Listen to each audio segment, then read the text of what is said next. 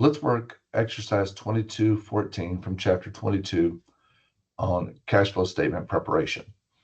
So 2214 says, prepare the statement of cash flow, the indirect method. So we're going to use the data for Brecker Inc., which was presented above for 2213. The instructions, prepare a statement of cash flows using the indirect method. Okay, so let's go back up and we'll look at the information that we had presented from the previous problem. So Brecker is a greeting card company and has the following statements prepared as of December 31st, 2025. So we have comparative balance sheets for 2025 and 2024. What we see is a decrease in cash of $1,000 between 2024 and 2025. So we need to keep that in mind. They have accounts receivable, short-term investments, some inventory, some prepaid rent, equipment, associated accumulated depreciation, and then an intangible asset, copyrights. So we see that total assets are $313,000 for 2025.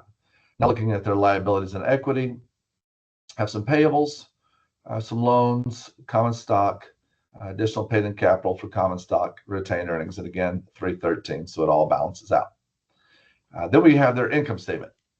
Starting, of course, at the top for 2025, we have sales revenue of $338,150, and then all the way down to their net income of $27,000. And then we have a few pieces of additional information. I'm going to make notes of these additional pieces of information.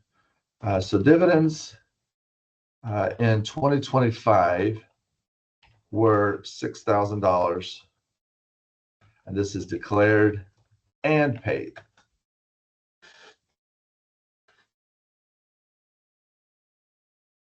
Declared and paid. Point number 2 says the depreciation and amortization expense are included in operating expenses. Okay, let's note that. Depreciation and amortization expense is included in expenses. Okay, point number 3, no unrealized gains or losses have occurred on the investments. Okay, no unrealized gains or losses on investments. So therefore, everything would be actually realized, or there would be none. Let's see, in point 4, equipment that had a cost of $20,000 and was 70% depreciated was sold during 2025. Okay, so let's make some notes here. So sold equipment that had cost of $20,000 and was 70% depreciated and accumulated depreciation. So if it's 70% depreciated of $20,000, that would be $14,000. Let's double check that with some math. So if the cost was $20,000 and it's 70% depreciated times 0.7, yes, $14,000 would be accumulated depreciation. Okay, so there's our facts. And again, we're going to do number 14, which is to prepare the statement of cash flows using the indirect method. All right, let's start it. Okay, so our indirect method, we know we always start with net income. So let's set up our schedule, set up our statement, and then we'll start compiling the amounts beginning with net income. So this is Brecker Inc., and this is going to be the statement of cash flows. And this is for the year ended December 31st, 2025. And we'll just carry that across. Do a little alignment here. All right. So as we know, the first section of the cash flow statement is operating. Operating followed by investing, and last is financing activities. So let's work on our cash flows from operating activities.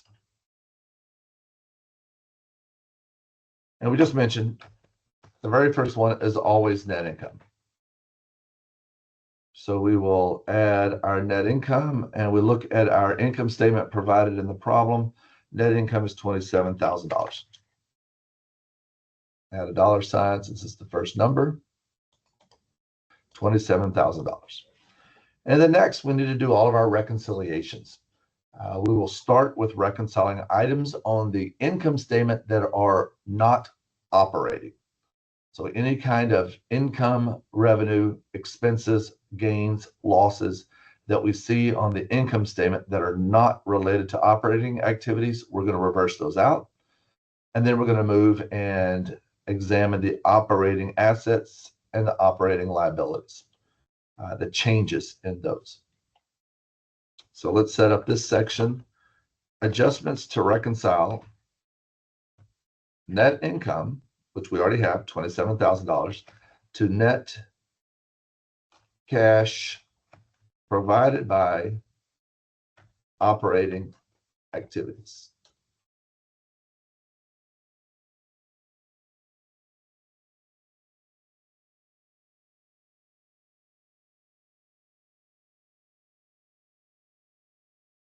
And then we're going to have a number of items here. So as I mentioned, we're going to start with the income statement. So let's look at the income statement. And we're going to calculate the amounts that are income or expense items that do not relate to operating cash flows. Because right now they're sitting inside of that $27,000 number. So we're going to reverse those out. Followed by net income, the next number we need to find is depreciation expense. And we're going to add that back. Well, we don't know what that is because what the problem told us is that depreciation expense is inside of number 2 says depreciation and amortization is including operating expenses.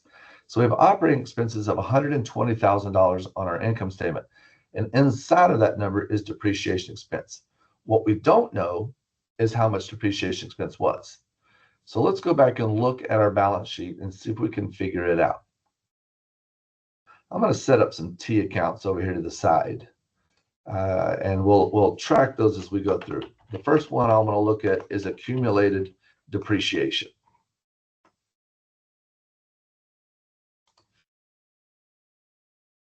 So let's set up our T account for accumulated depreciation, and we're going to try to figure out what is going on inside that account and if we can extract depreciation expense. So accumulated depreciation starts with the balance from last year. It's a credit of $25,000. And it ends with a balance of $35,000. All right, so we know that much to be true. And if we go back and look at point number 4, we know there was a change to depreciation because of the disposal. It says that we sold the equipment that had a cost of $20,000 and accumulated depreciation of $14,000. So if I sold something with accumulated depreciation of $14,000, that would have been a debit to depreciation expense. I'm sorry, a debit to accumulated depreciation. And then a credit to the asset account of $20,000. So I know that there's a debit of $14,000 to accumulated depreciation.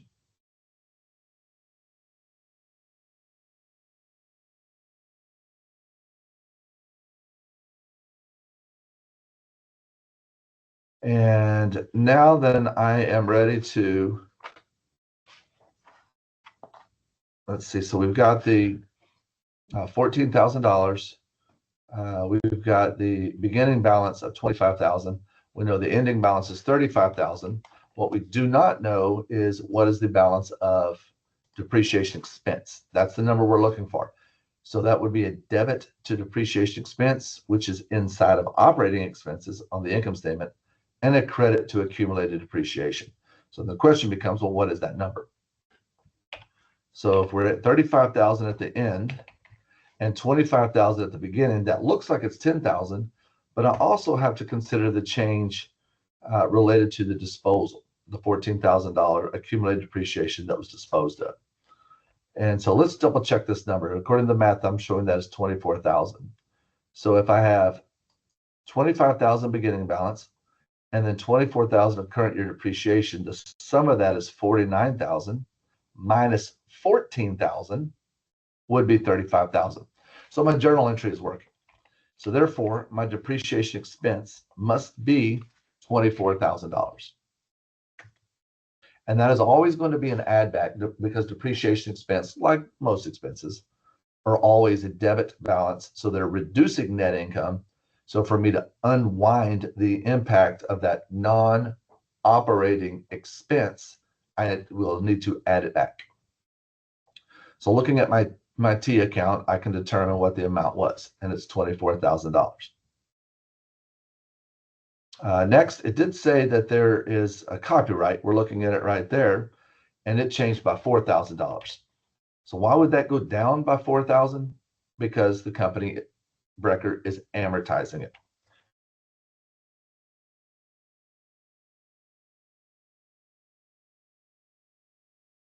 So the amortization expense, which is of the copyright, which we were told is inside of operating expenses, has a beginning balance or a December 31st, 2024 balance of 50,000 and a 2025 balance of 46,000, means it decreased by 4,000. Why did it decrease? It's amortization. Amortization of $4,000. Okay, now we've captured the point number 2, which was depreciation and amortization expenses included in operating expenses. So we've gone and determined what those were. We had to do a little calculation for accumulated depreciation to figure out what depreciation expense was. And so we did that. However, we could put a T account together for copyrights, but there was only one event, and that's the amortization that caused copyrights to change by $4,000. So we've got those. Let's look back at our income statement now and see if we can figure out any other items. So that's what was in operating expenses. We have interest expense. That is an operating cash flow. So we can leave that alone. Next line, gain on sale of equipment. So we have a gain on sale of equipment, which is marked at $2,000. That is a non-operating cash flow. So therefore, I need to reverse the impact of that gain against net income.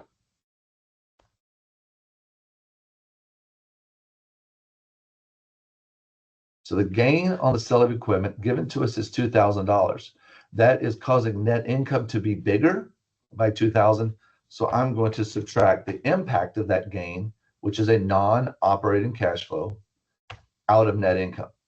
So I'll subtract it. Continuing down, I've got, let's see, so that covers the gain. Income before tax, that is a total number, so I can ignore that. Income tax expense, my last line for expenses or income, that is operating, so that needs to be left alone. So for Brecker, there's only 3 items on the income statement. It's the depreciation expense I need to go find, the amortization expense I need to find, and then any gain or loss on sale of equipment. There is no unrealized gain or losses that I need to consider, so I don't have to worry about those. Dividends are not part of the income statement, so I do not need to worry about that. So that's it for the income statement.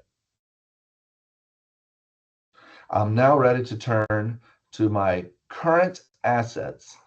So let's go back to our balance sheet and look at our current assets, and I'm going to examine the change in those current assets to determine, should I increase cash flows from operations or should I decrease cash flows from operating activities? So let's start with accounts receivable. Accounts receivable, let's see, that went down. Oh, no, sorry, it went up. Increase in accounts receivable. Let's abbreviate that. Increase in AR. So the increase, if a current asset increases, that must mean cash decreased. So because there's an increase in accounts receivable, I know that I'm going to subtract this number. It's going to go the opposite way for cash flow purposes.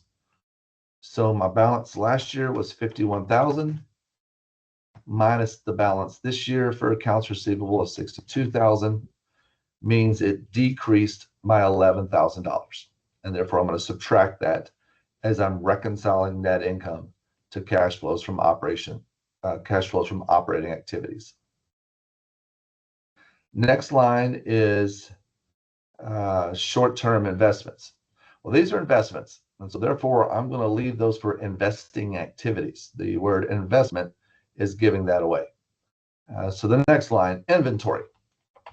So let's consider what's going on with inventory. It looks like inventory was 60,000, now it's 40,000, so that's a decrease.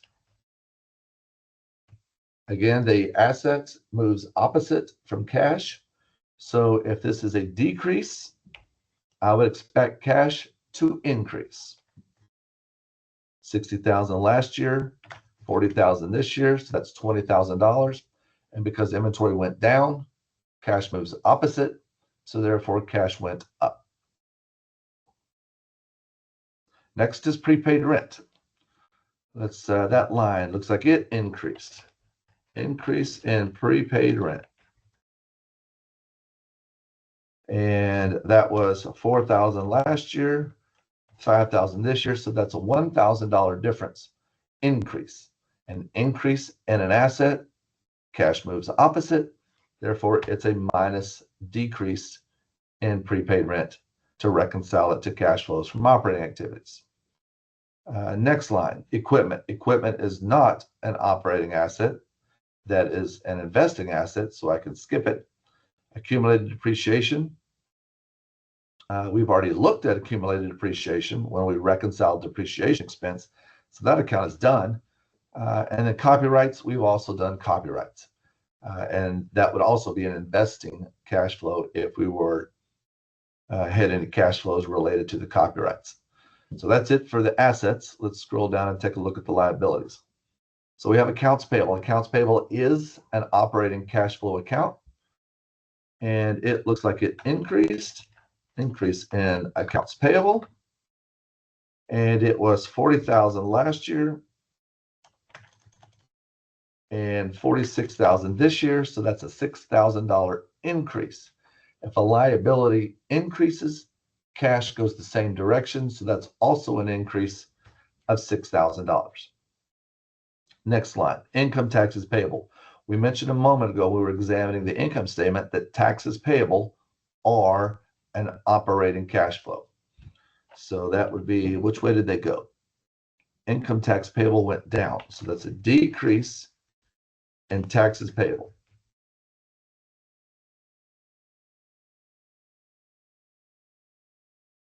What, 6,000 last year, 4,000 this year. So that's a decrease of $2,000. How do you make a liability decrease? You must be paying it. So cash was used, $2,000. Next line, salaries and wages payable. That increase in salaries and wages payable. Let's see, that was 4,000. Now it's 8,000. So that's an increase of $4,000. An increase of $4,000 is an increase in cash. So positive $4,000. Then I have short-term loans payable. Short-term loans payable and long-term loans payable. Those are financing. So I'm going to skip those for now. And then I'm down in owner's equity. Okay, so that does capture everything on the current assets, current liabilities that are related to operating cash flows.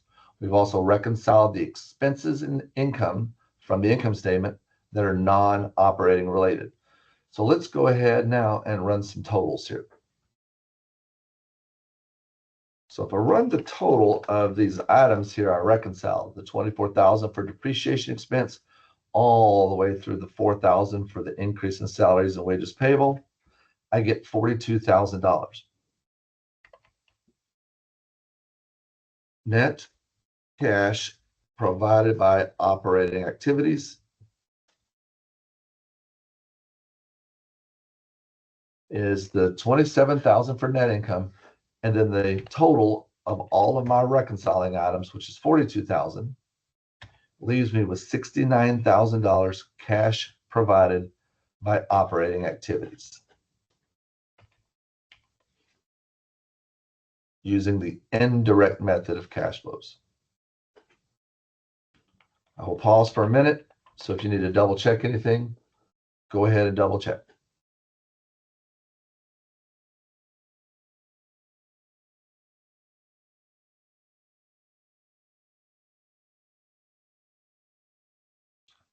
Next, let's move to the next section, which is investing activities. Cash flows from investing activities. And these we're going to directly report the cash paid or the cash proceeds. So let's see, as we know, most of the investing activities are going to be related to non-current long-term assets. And we do have one that's a current in this case. It's a short-term debt investments. So let's start with that one. Let's see, short-term debt investments. We were told there were no gains or losses.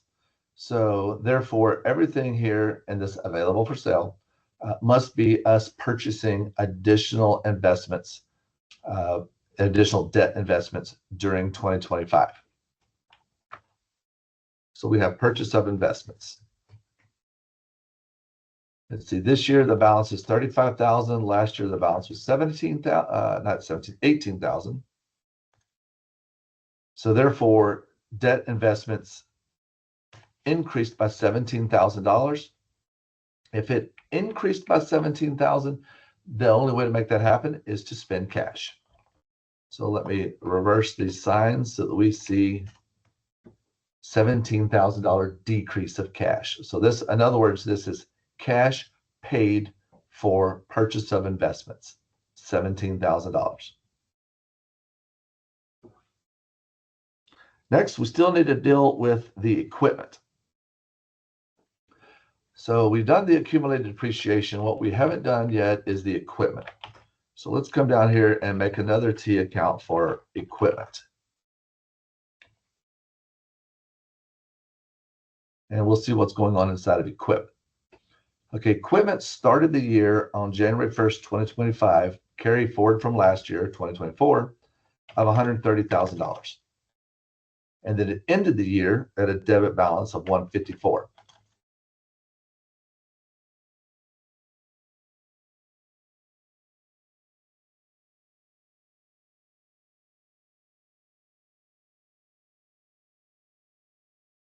The problem told us, and I believe it was point number 4, that we sold equipment that had a cost of $20,000. So if it had a cost of $20,000, that means we must be crediting $20,000 to equipment. And as we can see, if this started at 130 and I credit it, let me make the credit negative, and I credit it, that would mean I would have equipment of 110,000. That does not balance. I need to be 154. So how much am I off by? I need to have $44,000 more of debits. So I started the year at 130. I sold $20,000 worth of equipment, and then I debit 44,000. That adds to 154. So what was that debit of $44,000? That is the purchase of new equipment. So let's add that in, purchase of equipment. This is cash paid for the purchase of equipment, and that number is $44,000. If it's a debit to equipment, it must be a credit to cash, and therefore that's a minus $44,000 for cash flows. And then we've got one more piece that we need to figure out, and that's did we get any cash when we sold this equipment? There's a gain, but what we don't know yet if there was any cash collection. So what I want to do here is I want to examine that journal entry. So let's see, what was that journal entry that we made when we sold that equipment? Our question is there any cash? So we know from above we have a debit to accumulated depreciation of $14,000. The problem told us that. We already calculated that $14,000 related to point number 4. So there's a debit to accumulated depreciation of $14,000. So debit accumulated depreciation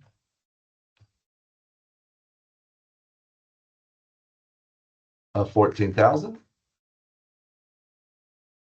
There's going to be a credit to equipment. We found that out a minute ago. That's this $20,000 number right here.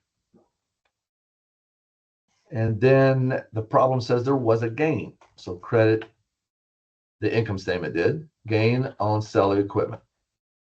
And we already messed with that gain because we have that up above in the operating section. And that gain was $2,000. So we have equipment that had a net book value of, what is that, $6,000. And we took a gain of $2,000, so we must have sold it for $8,000. Let's double check our journal entry. Just cash equal $8,000. I have $22,000 in debits and $22,000 in credits. So yes, my cash received is $8,000. So let's talk through that again. The net book value, $20,000 asset, $14,000 accumulated depreciation means the net book value for this equipment, 20,000 minus 14,000 is $6,000 net book value. A $6,000 net value asset I sold for a gain of 2,000 must mean I sold it for 8. So therefore the cash collection is $8,000 according to our recreation of the journal entry. So this is proceeds from sale of equipment, $8,000. Okay, so at this point, we've captured everything that went on inside of accumulated depreciation. We've captured everything that went on inside of equipment. So we've also got our investments in there. So we do have our total cash from investing activities. I'm going to move this journal entry out of the way, move it down to the bottom. And we can now add in our total line. Net cash used by investing activities, because we can see that's a negative. We spent a lot of cash. And it's the sum of those three numbers. $53,000 is the cash used by investing activities. I'll pause here. So if you need to go back and double check anything, you may rewind.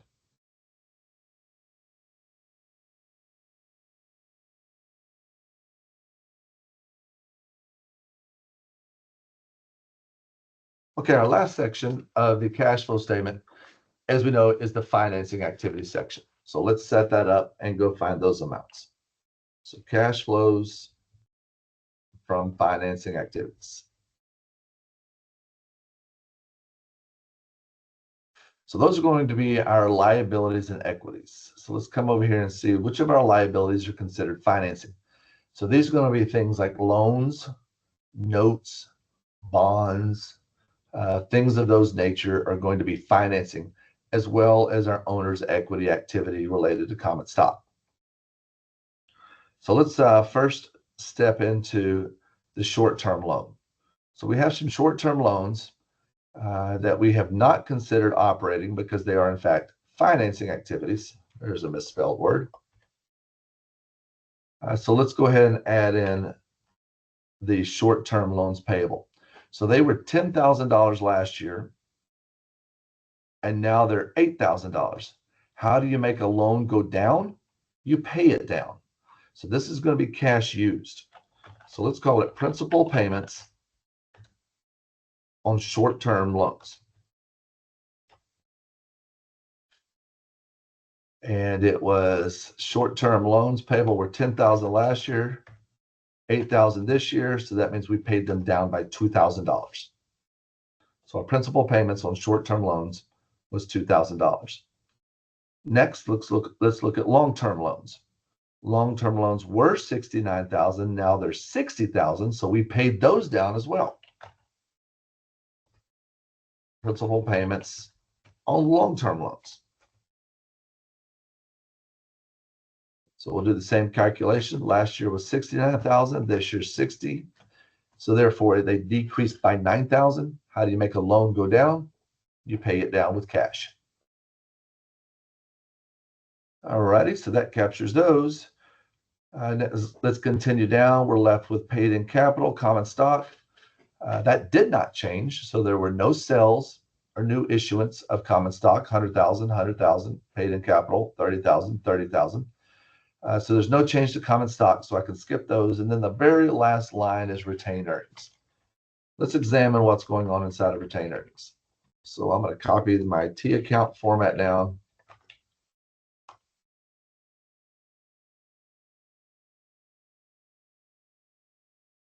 And we'll examine what's happening here. So retained earnings started the year December 31st, 2024. It had a $36,000 credit balance. And then at December 31st, 2025, it has a credit balance of $57,000. So what we know about retained earnings, there's a couple of things that impact retained earnings. The first is net income is closed to retained earnings. We also know that dividends come through or come out of retained earnings.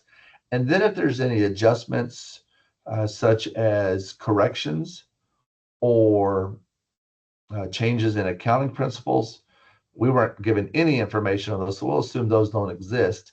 So the only things that are going to impact Brecker's retained earnings is, in fact, net income and dividends. So we do need to know what are the amount of dividends. The problem did tell us that dividends in 2025 were $6,000 declared and paid. Let's examine if that's true. So retained earnings, net income was $27,000. That was from our income statement given to us in the problem. And then it said $6,000 of dividends. So that journal entry would have been debit retained earnings for $6,000 through dividends declared and paid, and then a credit to cash of $6,000. So what would our balance be? Perfect. $36,000, add $27,000 of current year net income, take out $6,000 for dividends. The sum is $57,000, and that's the balance. So yes, in fact, we did pay dividends of $6,000, and that's going to be another use of cash. So now we've looked at everything on our balance sheet except for cash, because that's what we're trying to explain. We've considered everything that is in our operating section. We considered items on our income statement that are not related to operating activities. We adjusted those against net income. Then we went to the balance sheet and adjusted every item on the balance sheet according to its classification of operating, investing, or financing. Let's run a total here and see if we balance. Cash used by financing activities.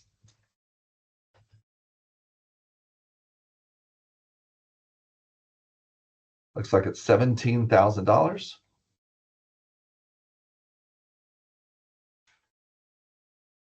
So we've got our three areas done: operating, investing, financing. So we want to see what is our overall impact to cash. Let's see. Okay, that's going to be a net decrease in cash for the current year. Run a total. 69,000 positive from operating, minus 53,000 negative from investing, minus 17,000 negative from financing activities, leaves us with a decrease in cash during the period 2025 of $1,000.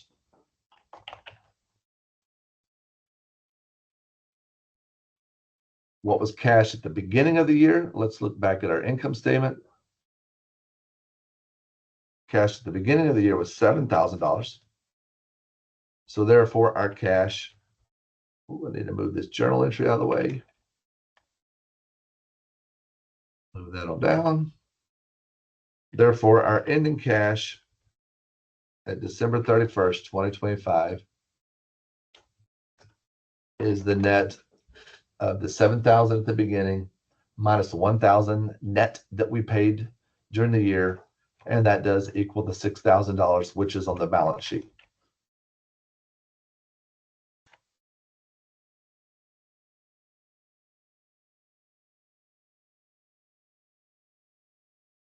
This number absolutely must equal the balance on the current year balance sheet. So the $6,000 does equal what we have on the balance sheet given to us in the problem.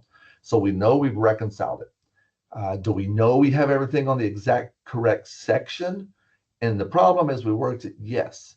So you could still balance, but yet you may have a line that's on the incorrect area of the cash flow statement. You may have an operating item that should be listed in financing or investing, or vice versa. So be careful as you're going through and you're assigning the cash flow to the various three sections. You still could balance, but you may have something in the incorrect operating, investing, or financing sections. If this number does not equal the balance sheet, then you know you have a problem. And you need to go back and double check your to make sure that you've accounted for all items on the all items that are on the balance sheet. You might have missed an account. All right, since ours does reconcile, we're going to presume we're good to go, and then we're going to move forward. Now, it did ask us for the complete statement of cash flows for the indirect method. So there's two supplemental disclosures we need to make.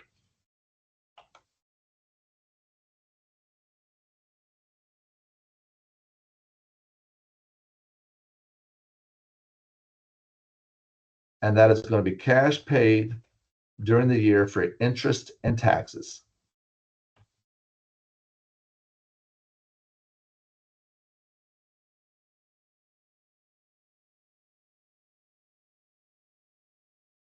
So it wants to know what is our, not it, but GAAP requires us to disclose cash payments for interest and cash payments for income taxes. So those are often buried inside of operating activities. And so we can't specifically see that. We know that creditors are interested in cash payments of interest, because if I'm a loan officer, I want to know how much of that interest is mine that you're paying versus how much is some other interest that you're paying. And then we know that governments are also going to review our financial statements. And so we want to know that our income tax is agreed to the tax return as far as what was paid according to the tax return. So we want to agree those to our accounting GAAP-based financial statements. So we'll directly report that. So let's go find these amounts. We're looking at our liability section over here of the problem, and I don't see anything about interest payable. Therefore, everything that is an interest expense must also be the cash paid for interest. So let's look at our income statement, and it says our interest expense was $11,400. Given that there's no payable associated with that, then therefore we pay our interest as we go, as we incur it. And so the interest expense is the cash paid for interest, $11,400. Next, we have income taxes. Do we have an income tax payable? Yes, we do. Okay, we're going to need to examine that account to see how much of that is related to income taxes paid. So let's set up our income tax payable account just like we've been doing. So income tax payable started the year at $6,000, ended the year at $4,000. And there's two things that happen. We accrue taxes, which would be a debit to income tax expense and a credit to income tax payable. And then we also make payments on our taxes, which is a debit income tax payable, credit cash. That's the number I'm looking for.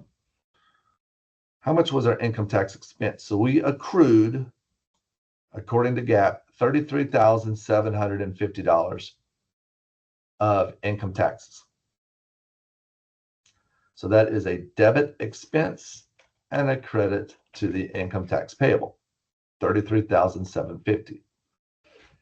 Now, looking at my T account, I end the year at $4,000. So if I debit income tax payable, remember that's a credit to cash, and that's what I'm trying to find. So how much is that credit? Let's see. If it went down by $2,000, it must be, let's see. Oh, correction here, $33,750. That's not income tax expense. That's the subtotal income tax. Income before income tax. I'm looking for this line. There's my income tax expense, $67.50. So let me correct that.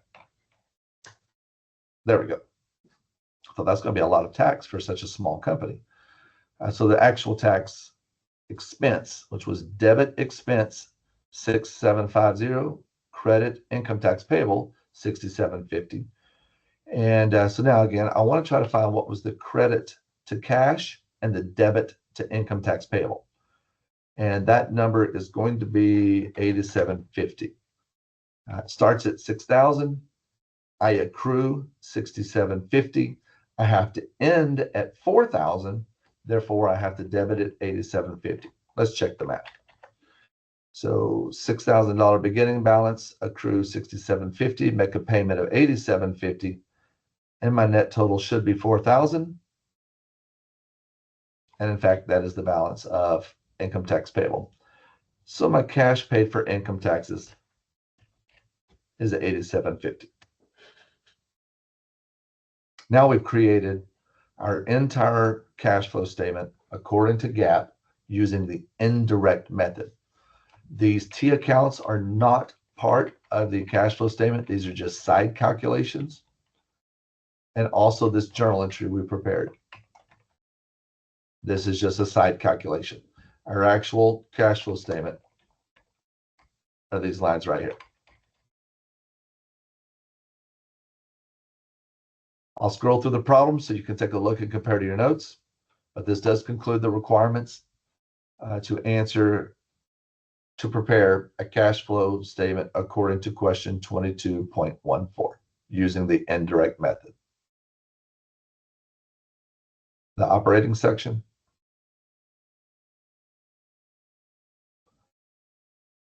and the investing and financing sections.